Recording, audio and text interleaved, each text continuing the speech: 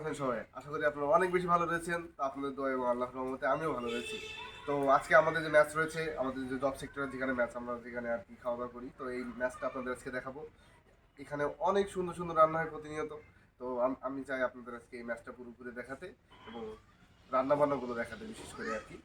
তো চলুন ঘুরে আসা যাক আমাদের ম্যাচ থেকে এবং দেখে আসি আজকে আমাদের রান্না বান্না কি কি রান্না করছে আমাদের জন্য।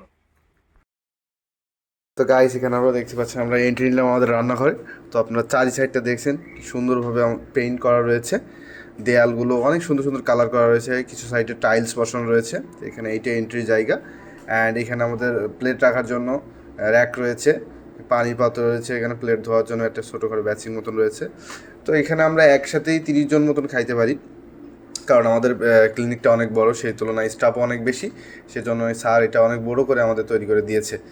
আমাদের স্যার এইগুলো থেকে অনেক আপনার সচেতন আর কি, যে যেন একটা সুন্দর পরিবেশে আমরা খাওয়া দাওয়া করতে পারি, সেই জন্য এই ব্যবস্থা স্যার আমাদের করে রেখে দিয়েছে।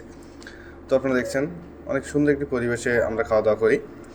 অ্যান্ড বেঞ্চগুলো রয়েছে।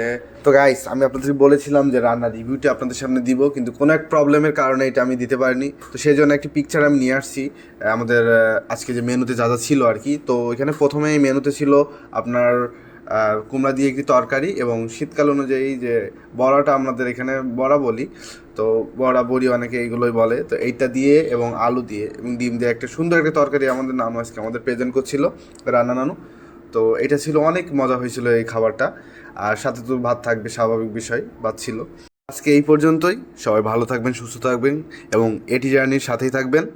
আর যারা ইউটিউব চ্যানেলে দেখে থাকছেন তারা সাবস্ক্রাইব করে বেল আইকনটি প্রেস করে দেবেন এবং যারা আমার ফেসবুক পেজে দেখছেন অবশ্যই ফলো বাটনে ক্লিক করে দেবেন।